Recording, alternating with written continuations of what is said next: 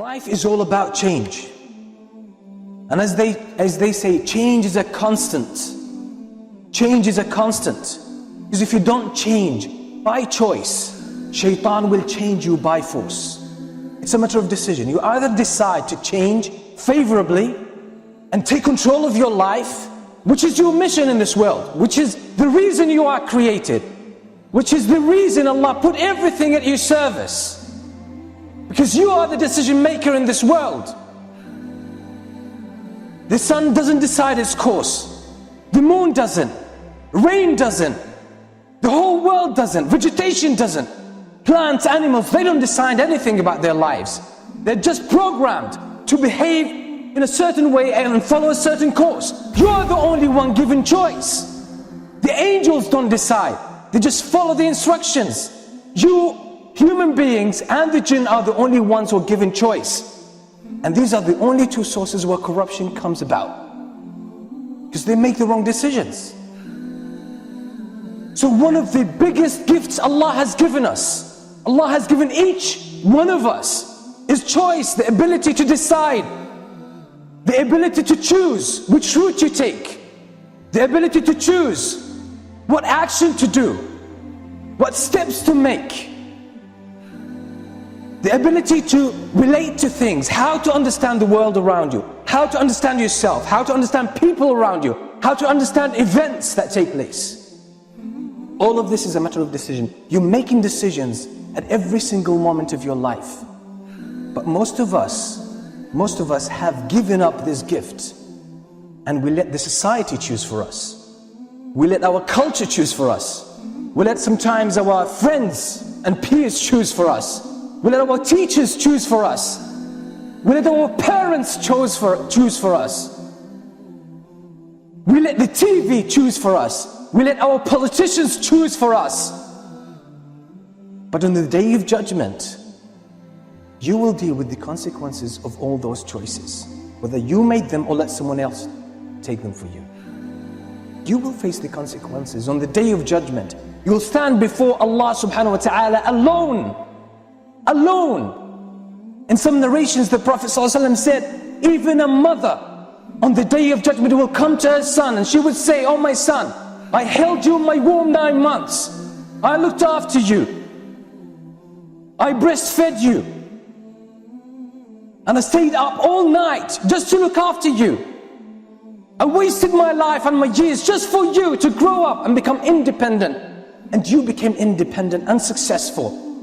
Now all what I want from you," that's on the day of judgment. My son, she tries to draw his heart nearer by mentioning everything she did for him.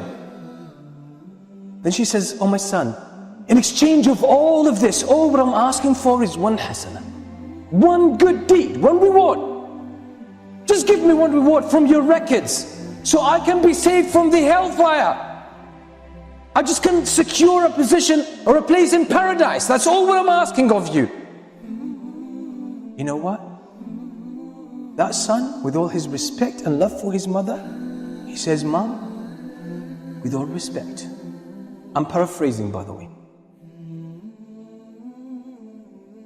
"the hasana you're asking for, I'm more in need of it than anyone else. Some other time, some other time." On that day you will stand before Allah subhanahu wa ta'ala alone, and you will be asked about every single decision. The woman passing down the street that you looked at and you kept staring at will be brought to you live, you could see it. The moment you were alone and did something wrong, the moment you took some haram money that doesn't belong to you, the moment you dealt with riba, the moment you were backbiting someone or slandering someone, that moment, just before that moment, you had the ability to make a decision, either to engage in a sin or give it up and leave it. But you made the wrong decision, and it will come to you that moment. It will be placed and it will be manifested in front of your eyes when you're standing before Allah subhanahu wa ta'ala, and He will ask you about it. The moment the adhan was called, you know it's time for the prayer, and you didn't pray because you were engaged with something else. Any of these worldly matters. it will be brought to you and you will regret the decisions you made.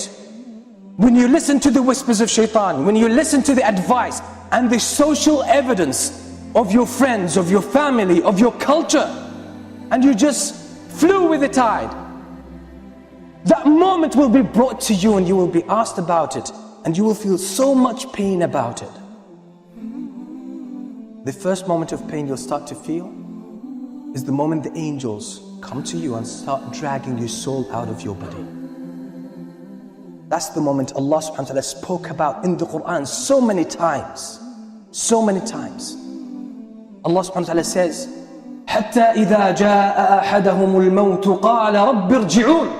The moment death comes to one of them, he says, رَبِّ ارْجِعُونَ, oh my Lord, send me back. That's the moment the soul is dragged out of this body. قَالَ رَبِّ ارْجِعُونَ لَعَلِّي أَعْمَلُ صَالِحًا فِي مَا تَرَكْتُ. Oh my Lord, send me back so I may do something good before I depart again. Do something good. He knows that Allah is merciful.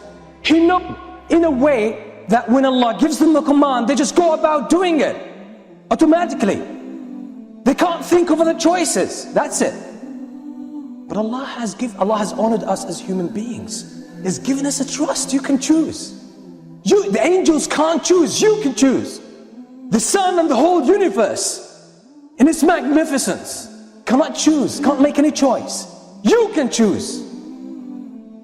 You can choose, and this is why everything is put at your service. You can control it to a certain extent.